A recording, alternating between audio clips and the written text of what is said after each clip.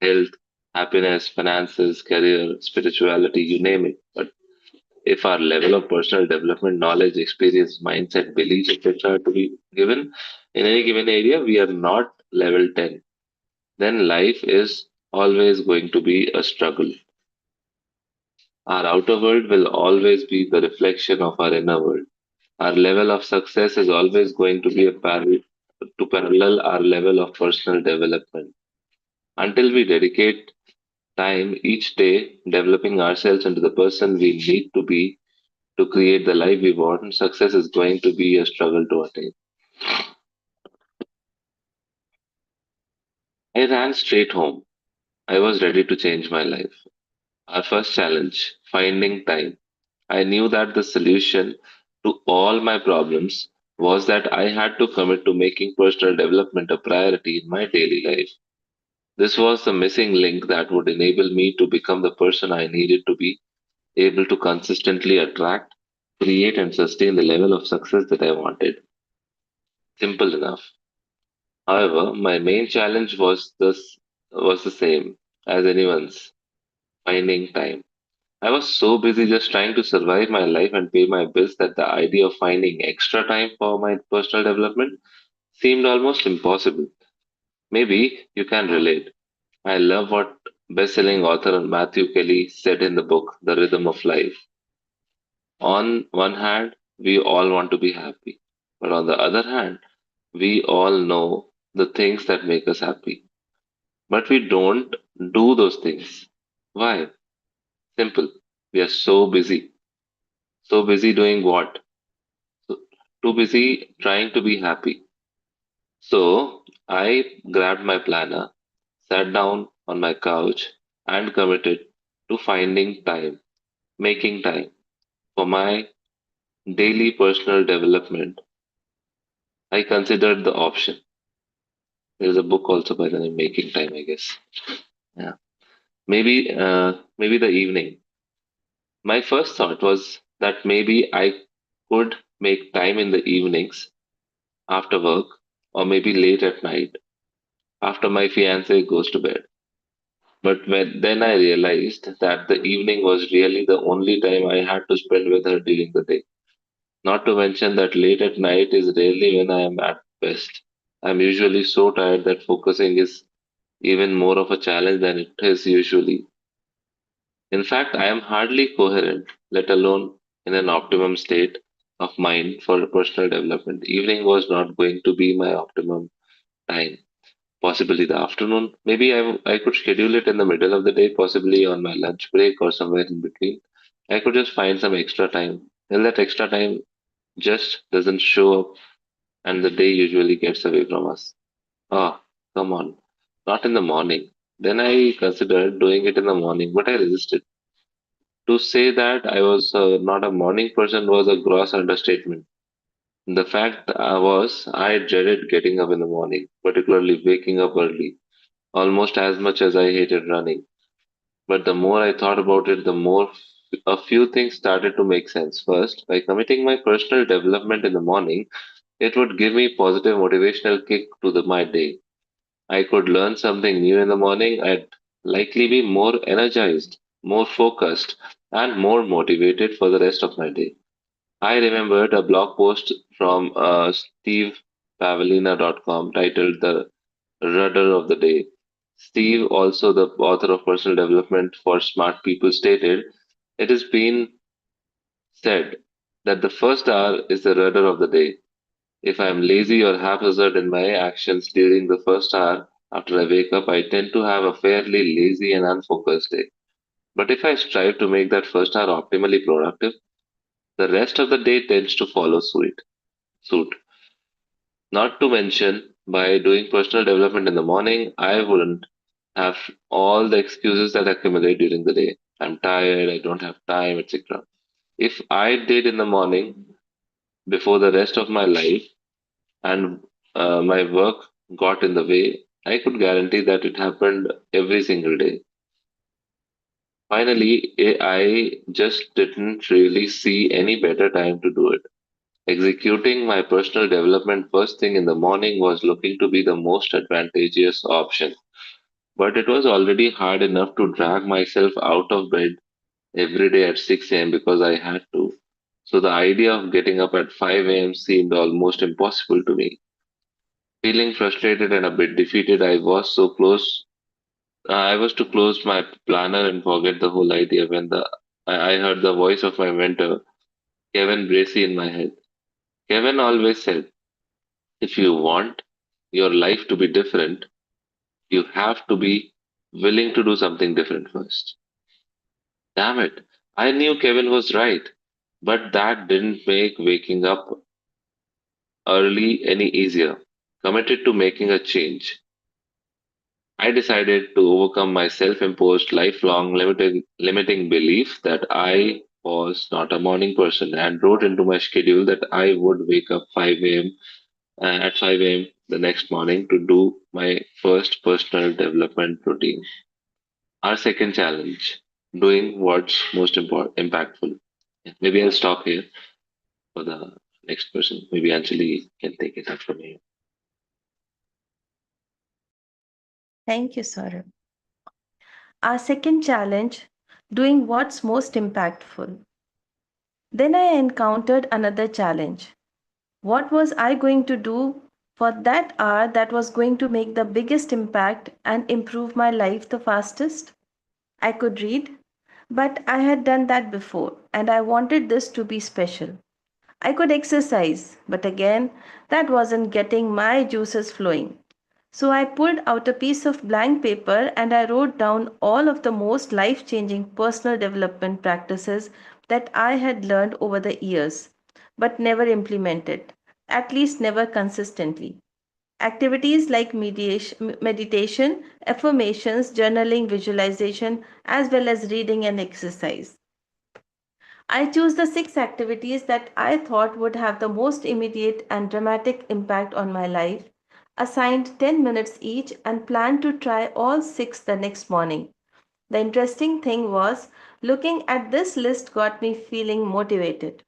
All of a sudden, the idea of waking up early went from something I dreaded to something more and more appealing. That night, I could hardly fall asleep. I was so excited for the morning to come. When the alarm clock went off at 5 a.m., my eyes shot wide open and I sprung out of bed, feeling energized and excited. It was effortless, it was invigorating, and it reminded me of being a kid waking up on Christmas morning. There had been no time in my life when waking up was easier, when I felt more energized and excited about my day than I did as a kid on Christmas until today. The morning that transformed my entire life. Teeth brushed, face washed, and a glass of water in hand, I sat up straight on my living room couch at 5:05 a.m., feeling genuinely excited about my life for the first time in a long time. It was still dark outside, and something about that felt very empowering. I pulled out my list of life changing personal development activities I had learned over the years but never implemented. One by one, I implemented each one. Silence. Sitting in silence, praying, meditating, and focusing on my breath for 10 minutes. I felt my stress melt away, felt a sense of calm came over my body and eased my mind. This was different from the typical chaos of my hectic mornings. For the first time in a long time, I felt peaceful. Reading. Having always made excuses why I couldn't find time to read, I was excited to make time this morning and start what I had always hoped could become a lifelong habit. I grabbed Napoleon Hill's classic Think and Grow Rich off the shelf. Like most of my books, it was one that I had started but never finished. I read for 10 minutes and picked up a few ideas that I was excited to implement that day. I was reminded that it only takes one idea to change your life, and I felt motivated. Affirmations. Having never before harnessed the power of affirmations, it felt amazing to finally read the self confidence affirmation from Think and Grow Rich aloud. The affirmation was a powerful reminder of the unlimited potential that was within me and within each of us. I decided to write my own affirmation. I jotted down what I wanted. who I was committed to being, and what I was committed to doing to change my life.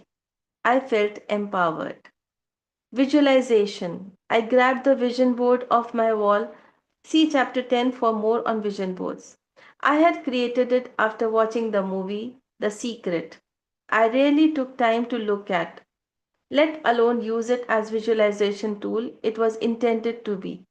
For 10 minutes, my focus shifted from image to image, pausing at each one to close my eyes and feel, with every fiber of my being, what it would be like to manifest each into my life. I felt inspired. Journaling. Next, I opened one of the many blank journals I had purchased over the years. Like all the others, I had failed to write in for more than a few days, a week at the most. On this day, I wrote what I was grateful for in my life. Almost immediately, I felt my depression lifting like a heavy fog which had been weighing me down. It wasn't gone, but it felt lighter. The simple act of writing down the things I was grateful for lifted my spirits. I felt grateful.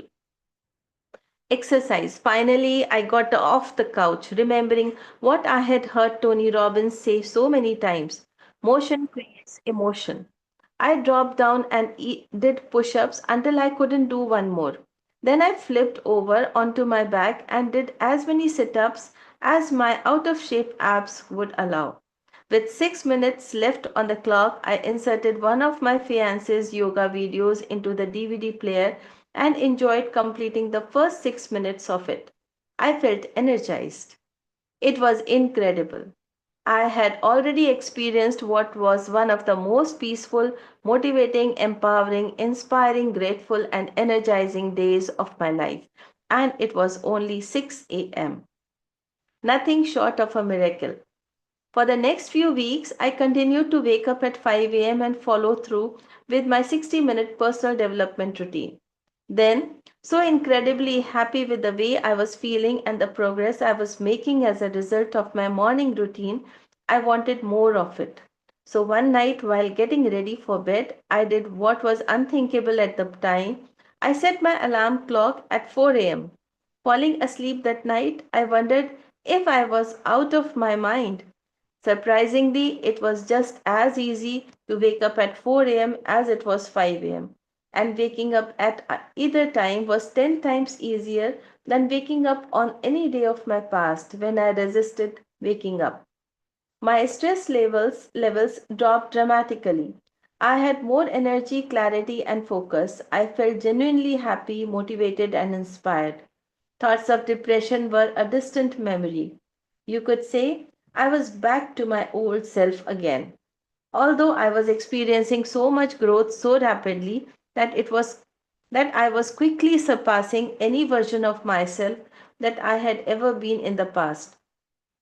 And with my newfound levels of energy, motivation, clarity, and focus, I was able to easily set goals, create strategies, and execute a plan to save my business and increase my income. Less than 2 months after my first miracle morning, my income was not only back to the level it had been at before the economy crashed, it was higher than ever before.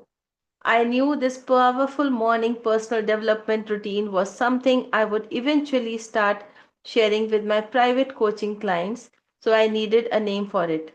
Considering that the transformation I was experiencing was so profound and happening so fast, having gone from broke and depressed to financially secure and excited about life in less than 2 months, then that it felt like a miracle. The only appropriate name that was the miracle morning.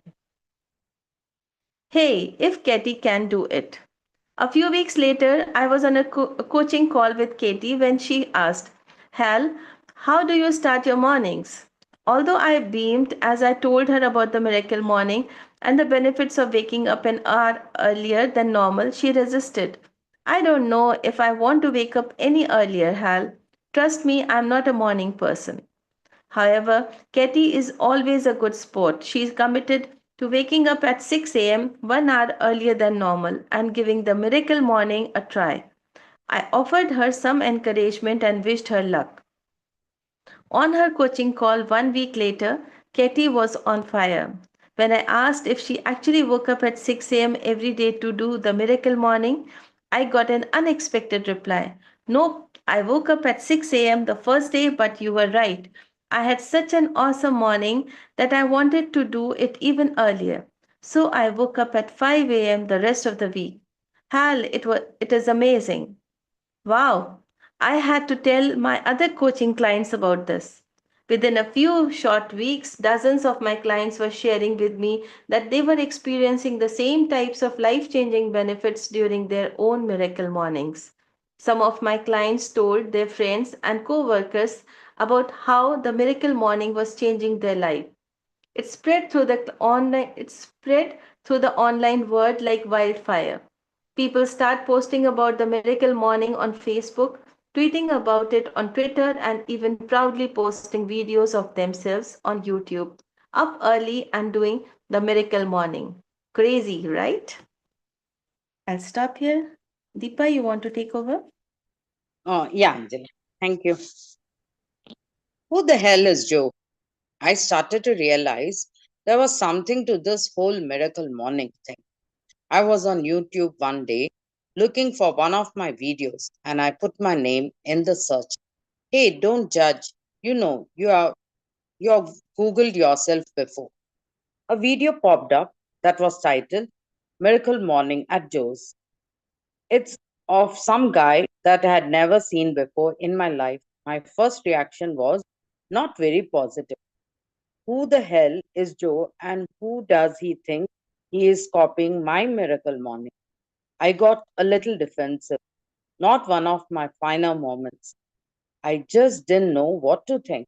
Boy, was I to be pleasantly surprised and humbled.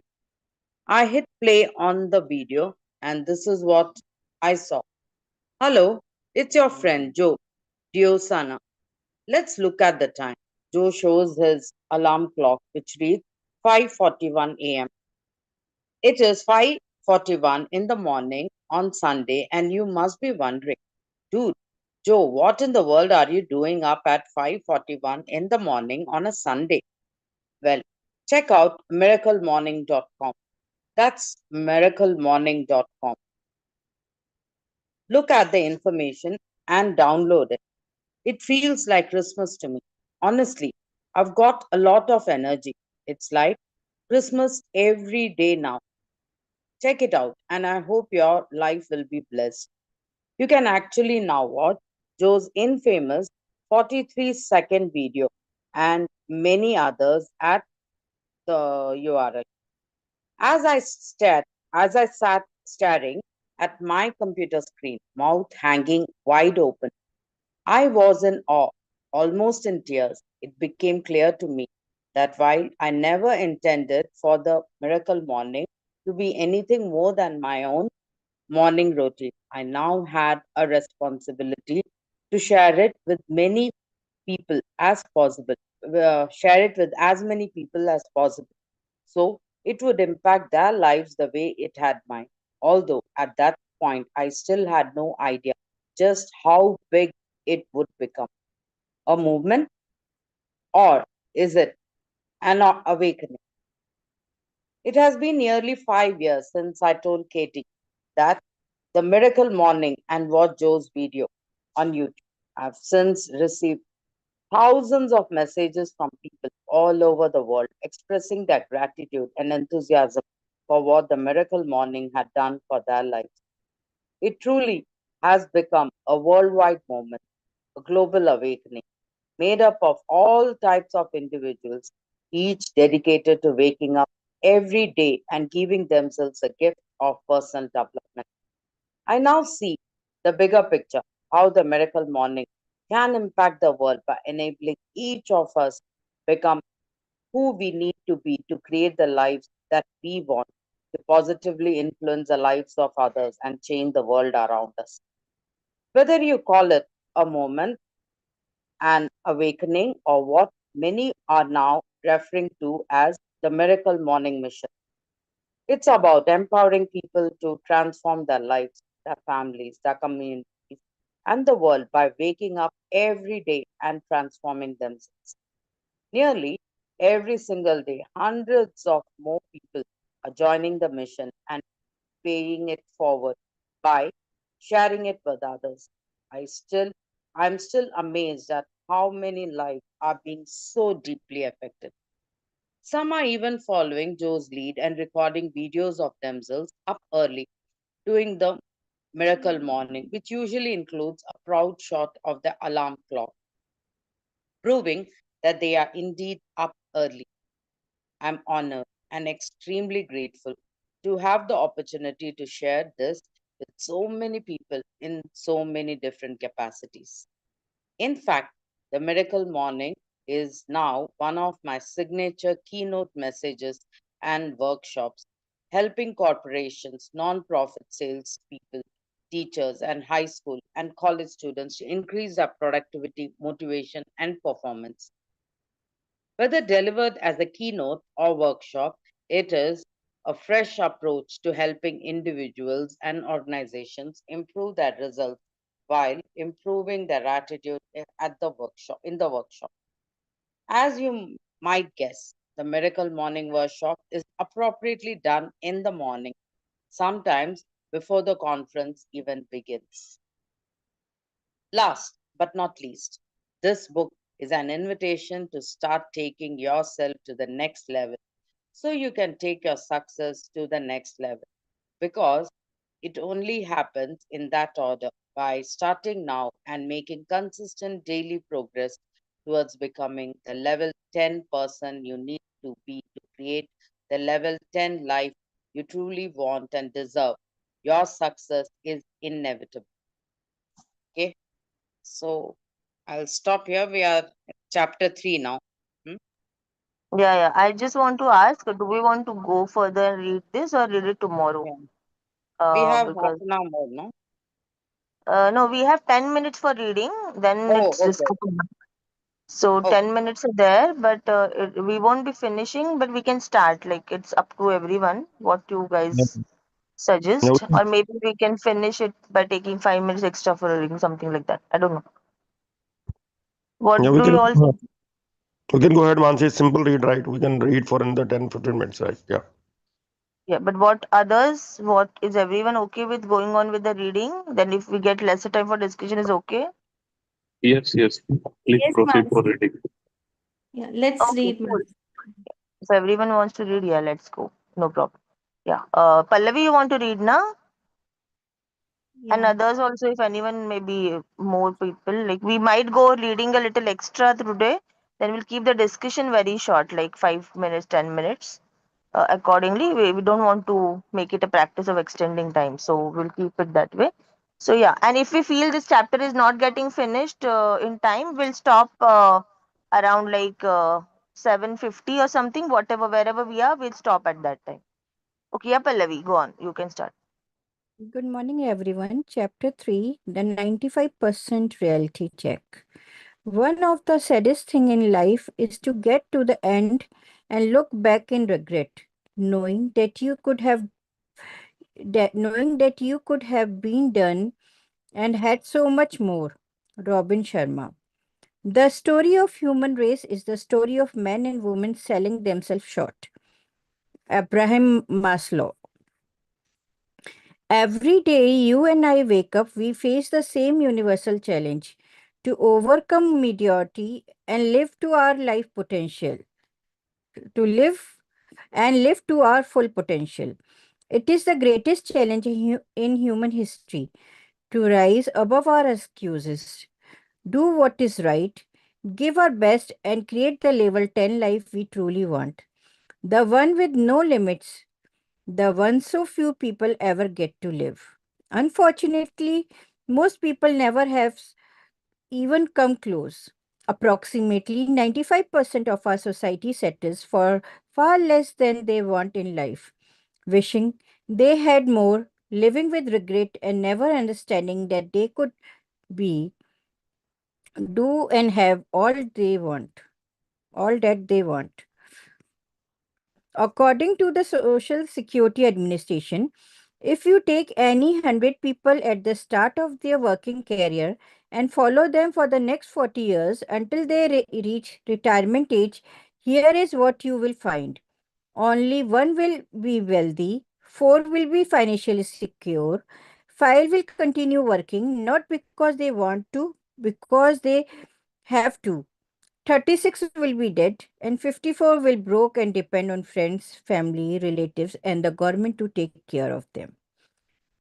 Monetarily speaking, that is only 5% of us who will be successful in creating a life of freedom, and 95% who will continue to struggle their entire life. So, the crucial question, the one that we must explore and find the answer to, is this: what can we do now to ensure that we don't end up struggling like the 95% majority will? Rising over mediocrity and joining the top 5%. The fact that you are reading these books tell me that you are ready for next level of in your life, that you are not okay with settling for less than you can have, be, and do anymore just because nearly everyone else do.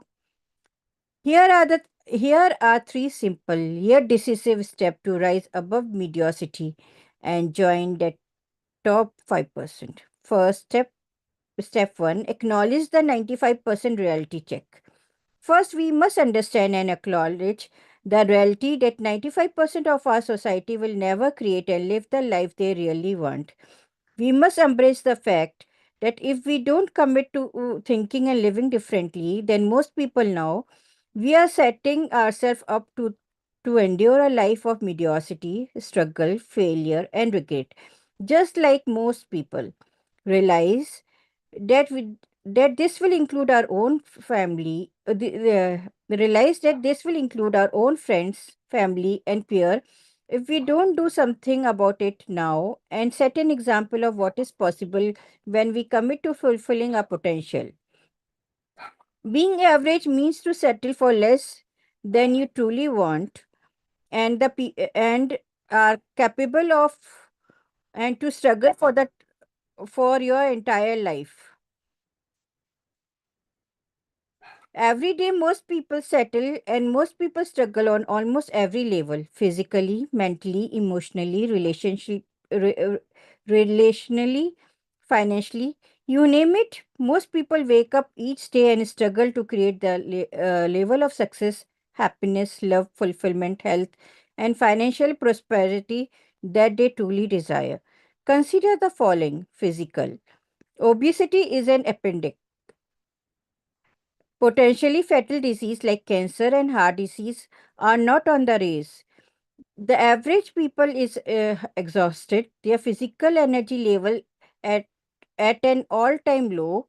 Most can't seem to generate enough energy to make it through a single day without consuming a few cups of coffee or an energy drink.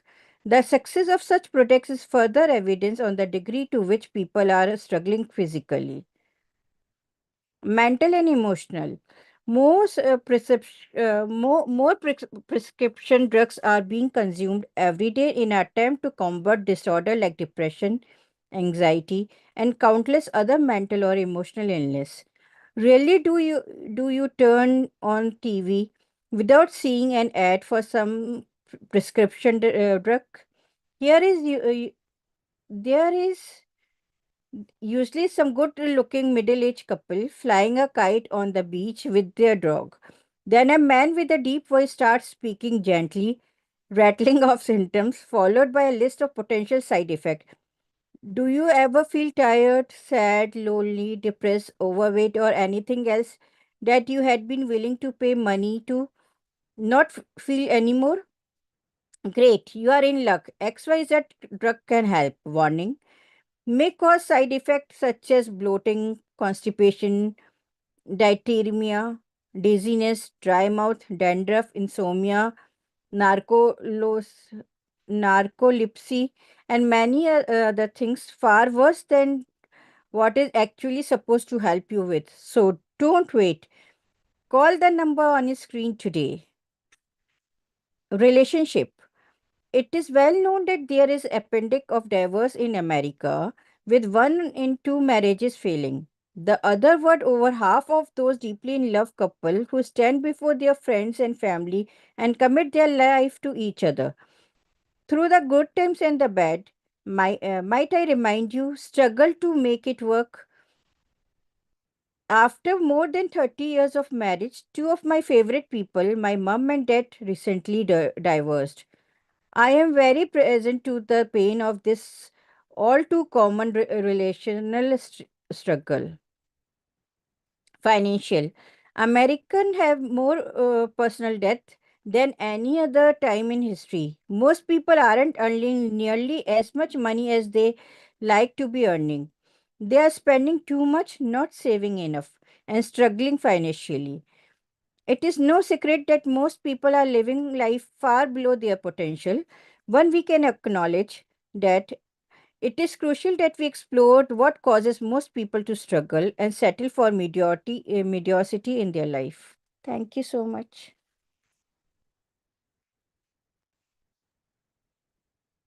Anybody? Okay, I don't think we have new names.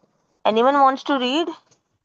We'll just check how much to read today. Just give me a minute. Step 2, identify. Um, of purpose. I think we'll read this tomorrow, okay? Because there is a lot to be covered yet.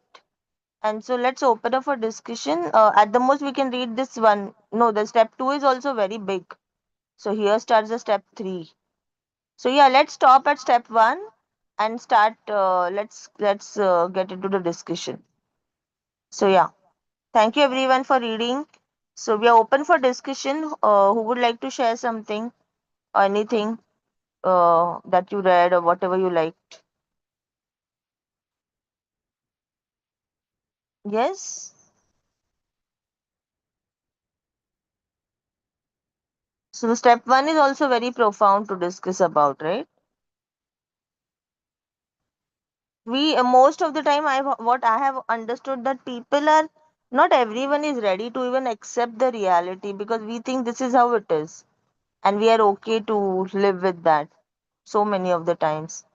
So I remembered a very beautiful story. Since no one has raised their hand to speak, I'll just share that story. So there was this one so this I heard this from the speaker Les Brown. So it was very beautiful. So yeah, I'll quickly finish the story, Maniji, and then you'll start. Okay, no problem with that, right? So I'll just. Is it okay, Maniji? You raised your hand, na? So Go ahead, asking. please. Go ahead, please. Yeah, I'll keep it very short. So the story is like this: that there was this one friend looking out of the window, and the other friend was with him. And this there was this one dog yelling on the road, and he was just constantly crying and shouting, the way dogs do, right? Like that, not a barking sound, but the yelling kind of a sound, a crying sound. So he was constantly doing that for a long, long time.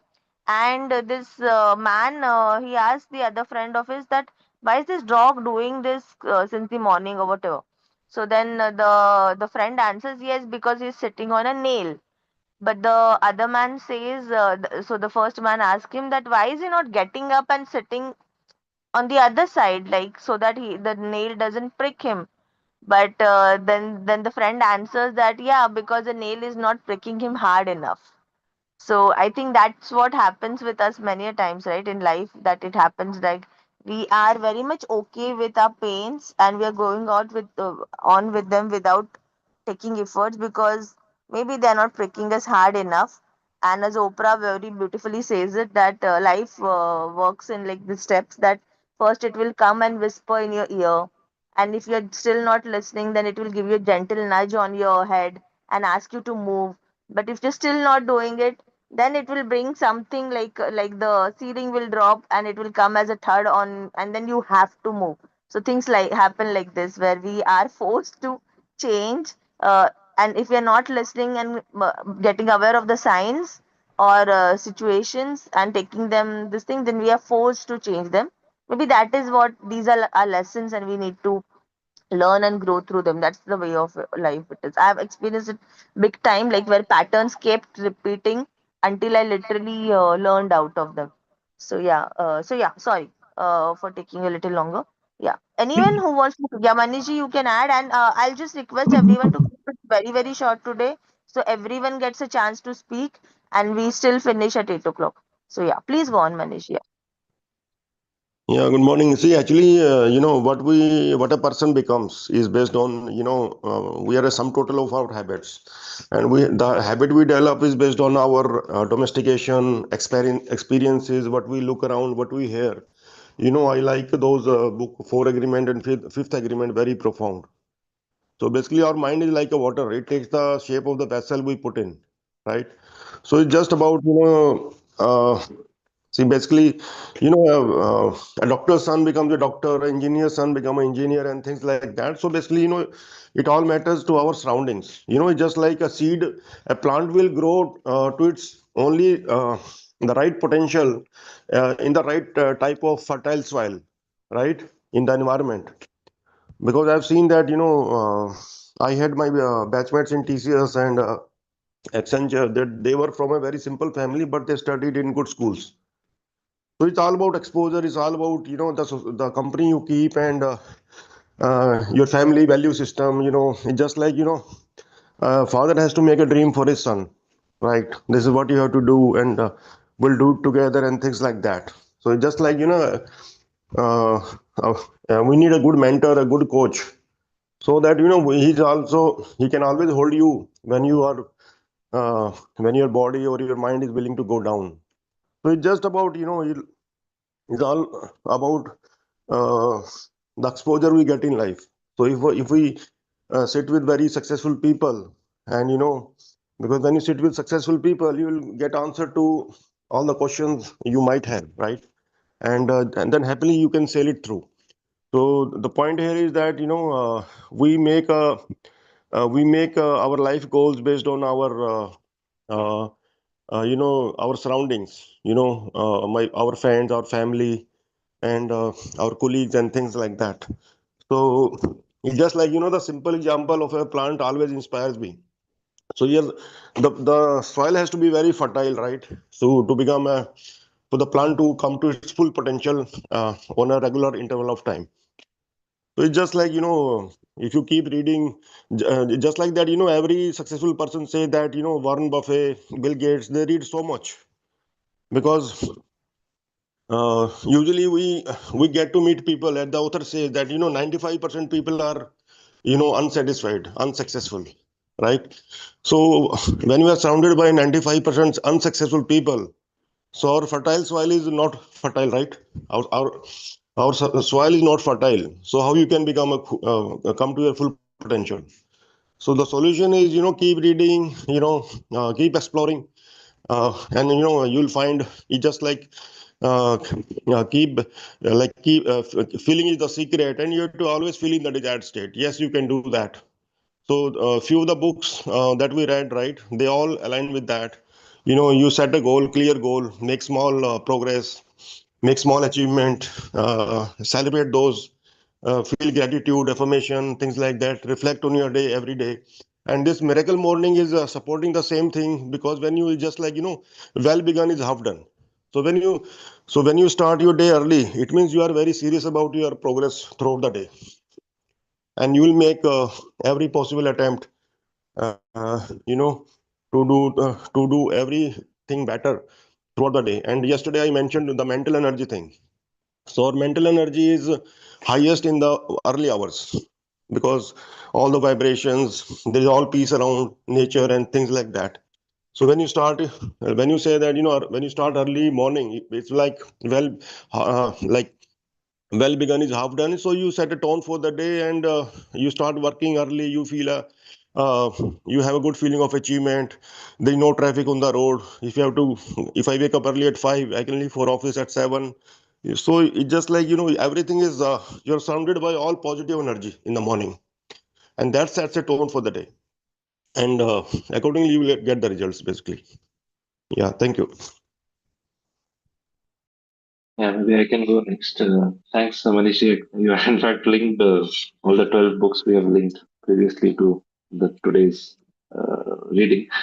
And a nice story sharing, Mansi.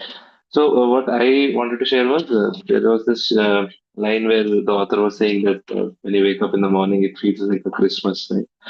So, I would share like my personal experience of not that I wake up at 5 a.m. every day, but whenever I do, I am able to relate it to the best experiences of my life.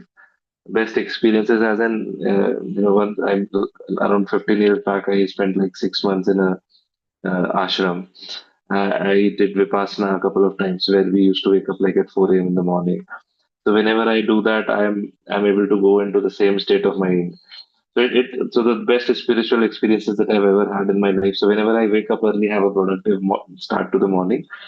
That is exactly how I feel about it. And what Manishi was sharing, I got an idea from that.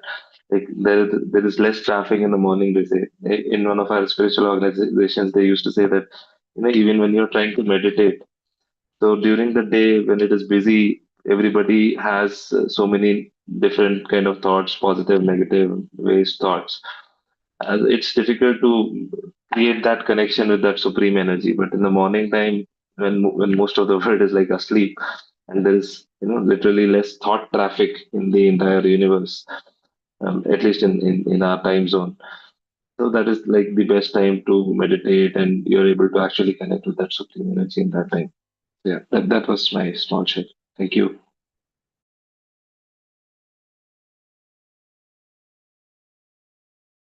Yes, yes. Thank you for sharing that sort of. Yeah, I do agree that I am not a like again now today, as the author said, it's a belief. But even I believe in that up until now, at least, that even I am not a very morning person. But yeah, I have whenever I have woke up early, anywhere like in even a retreat that I was part of, or even in a day-to-day life, sometimes when we do. So I have experienced that the peacefulness and the calm we experience, the serenity is very, very beautiful. And as they say, right, it's like Brahma Muhurtam. So where we actually, as you very rightly said, the traffic of thought is very less, and because of which we do experience quite a lot of downloads, as they say. Like some people call it downloads. So we get a lot of insights in that time. So ideas or things like that come up. So I've experienced that, and it's very beautiful. I want to make it a habit. And I this about this one book. This book, what I am liking is the simplicity of it. Unlike the other books that we have read, 5 a.m. Club or Atomic Habits, they are very profound. Atomic Habits is an overall habit book, but 5 a.m. was a nice book, but there were so many things in it. Although I would want to implement each one and everything of it, I have lost it. Like I have not been able to even remember what all is there, and I have to like do put in some effort to do that, to grasp the content out of it, actual takeaways and doable things, and then make it a habit and things like that. But this book is so simple, and I really like the simplicity of this, that we can immediately start implementing it. So yeah, that is just one thing I wanted to add. So yeah, anyone else? We can go for another 5-10 minutes. So who Yes. would like to speak next? Yeah, Pallavi, yeah, go on. Yeah, I love the author quote from Matthew Kelly book, The Rhythm of Life. On one hand, we all want to be happy. On the other hand, we all know the things that make us happy, but we don't do those things. Why? Simple. We are busy doing what? Too busy trying to be happy. So yeah, this is very profound, and I found that most of us, and here the author also says that in all the self-help book we have read, first we have to be come out of the limiting belief. As Mansi also said, he's not a morning person. So if we don't get up in the morning and see what whether we are loving to before experiencing something, how can we limit ourselves that we are not that type of person, or are we that type of person? So when the author try to wake up early and experience the morning, then only he could imagine that it is a miracle morning. So first we have to experience the thing, then we can judge ourselves whether we are that kind of person or not. So, and I love the step that author told, that 5 steps. First we have to be committed, silence, reading, affirmation, visualization, and generalizing and exercise. So I found these all thing very much profound. Thank you so much. Yes, yes. This 5 steps is the core of the book, and this is what he will also be explaining further, I guess. And it is called the Savers. What he I think he's named it Savers. He'll come to that. And this is what these are the 5 habits, which 5 or 6, I guess. These are the habits that he talks about that we need to imbibe through this miracle morning routine is what it is. And yes, thank you for pointing that code. That is a reality of almost every one of us, right? It's the reality of time is the one thing that everyone complains about, and it's so true, right? We know what we love to do, what we can do and have to do, but we never take out or make time for it. So yeah, so very true. Thank you for pointing that out, Pallavi. So yeah, who else wants to add something? So yeah, like, even additions like this, like whatever, like that one big quote or one line that you like most can be a good reminder for everyone else who are there. So anyone wants to add something, share something, anything your personal experience or anything you read or shared who's not spoken as of now? I think many people are silent today. Would you like to unmute and speak? Yeah, Anjali.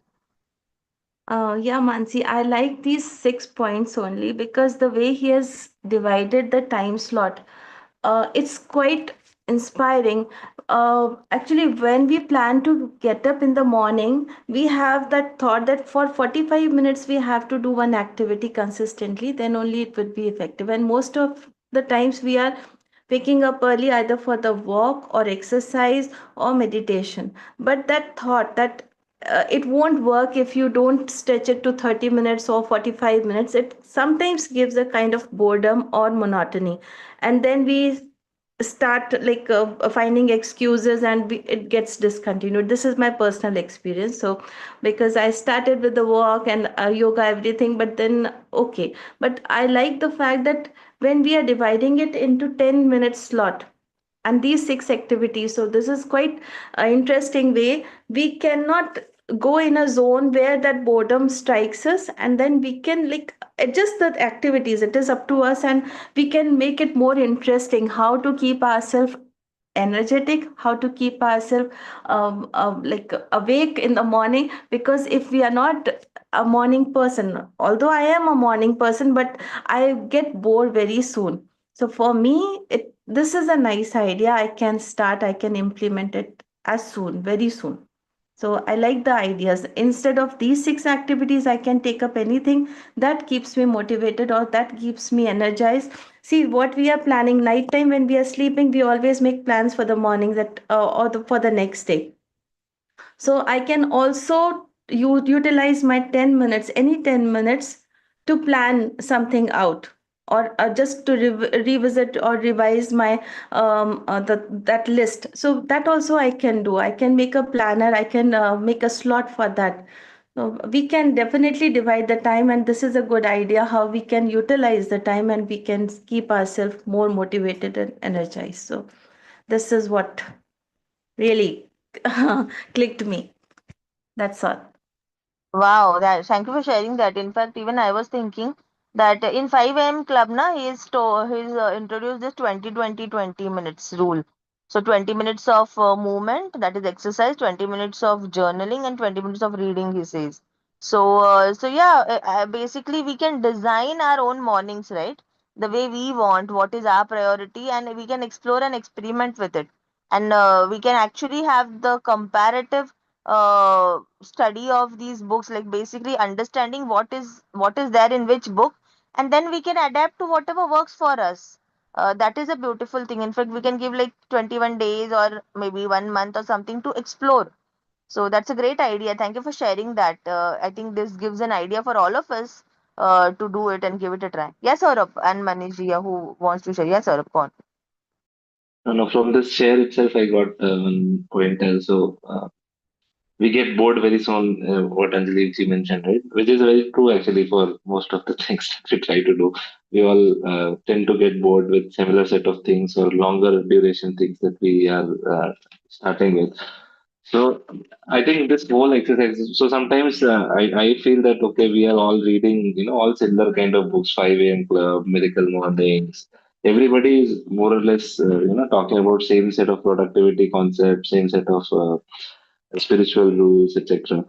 But it is the newness in the way they share it, and it is that newness that we are able to give to our brains that makes us stick to it and makes us keep practicing those different things rather than getting bored and leave that practice. Maybe it is waking up in the morning, maybe it is a meditation practice, maybe whatever. But these new different aspects or new different thoughts from different authors who are best in their respective forms, that actually gives us so many new ways to not get bored and actually stick to something and keep progressing in life. And I think that's the whole point of life, right? We all try to find more and more meaningful ways to look at life experiences in a better way. Just wanted to say that. Yeah, very well said. Yeah, very true. Yeah, Manish, go on. Yeah, I relate today's learnings with this agreement, fourth agreement book. I what I found very profound was that if it is all more spiritual, and I think we are all connected to spiritual energy basically. So Darth says that the best way to love God is to take action and to do your best.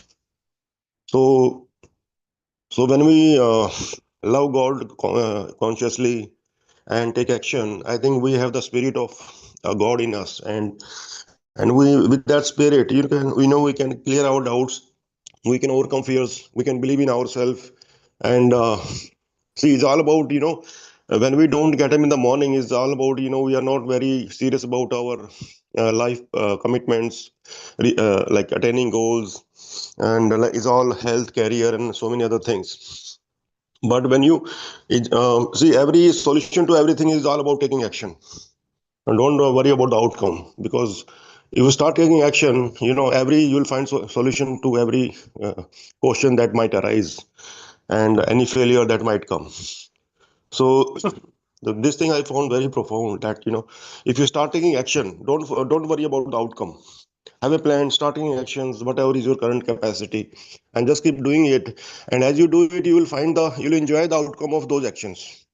And when you enjoy the outcome, you will start getting that kick inside you, that yes, I'm loving it and I can keep doing it every day. So it's all about like the best gift to God is to take action and do your best. So this line is very profound for me. And whenever I feel low, or I don't feel like doing something that I need to, I just go back to this statement, and uh, just get the confidence that action is the solution to everything. Don't worry about the outcome. Action has its own outcome, which will come eventually. So yeah, thank you.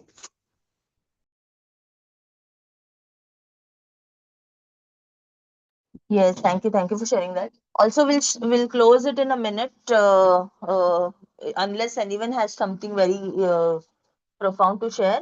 We'll close our room. And I would want to insist everyone this one thing, that what I tried yesterday, taking notes of the AI and putting it in the group, it really made a difference for me personally, because it actually we remember what we share. Otherwise, it just goes and flows out and evaporates after a discussion sometimes.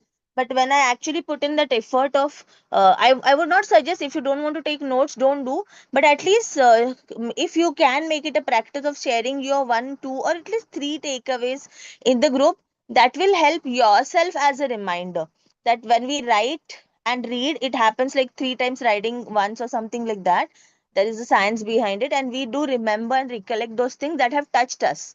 So if you can, if you want, I would encourage everyone to do that, just a suggestion. So yeah, I would be taking notes, and then we will close the room. I think we does anyone who wants to leave can leave. I hope no one wants to share anything. uh Otherwise, quickly you can share and then we can leave. I'll just take few seconds, Mansi. And one more thing I found profound is, the pain of regret is higher than any other kind of pain. So if we are not taking any inspired action, and which we feel is very important for us, the pain of regret will always stay, and it will be always higher than any other kind of pain. So the best solution is to take action. So when you take action, Yeah, and you the the pain of author regret, did mention about it too. Yeah. yeah. So don't let the pain of regret put heavy on you, because that the pain that will stop you stop you in so many different ways, and that will deteriorate our mental energy and other kind of things. So never have regret for anything. Is all about when you're starting action, then just don't let the pain of regret stop you. Yeah. Thank you.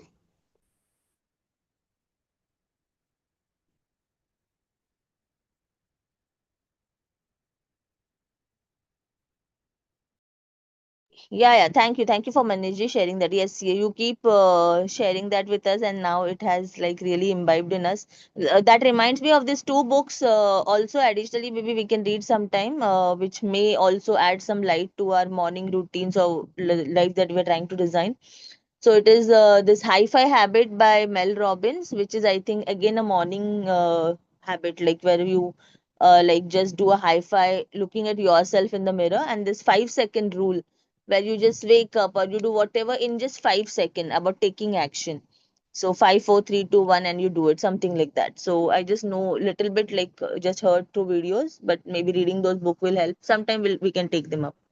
So yeah, thank you everyone for joining in today. It was a beautiful reading, and yeah, I loved how everyone was so engrossed in the reading that everyone wanted to go forward and read more. So that really makes a lot of difference. So yeah, thank you for that, and we will continue with it tomorrow. Yeah, thank you for having a wonderful morning, and wish you all a miraculous morning and One day more thing, going Mansi, one forward. more thing is, Mansi, one more thing is, if you are delaying any action, right? Just like the pain of regret, right? So if we just take that action, like whether it is result is good or bad, you feel so light from inside, mentally, physically, emotionally, things like that, and you'll get the energy that you need to have wonderful day. So don't delay your must do things. Don't delay, because the pain of regret is always in your head throughout the day, throughout the night also, basically. Yeah, thank you. Thank you for sharing that, Maniji. Yeah, very true. And we read this one book called Tuesdays with Maurice long time back, last year, I think, in the 24 books we read. In that also, he mentions this about living a beautiful life. And I think there is this nice book that we can read sometime. Five regrets of the dying or something like that.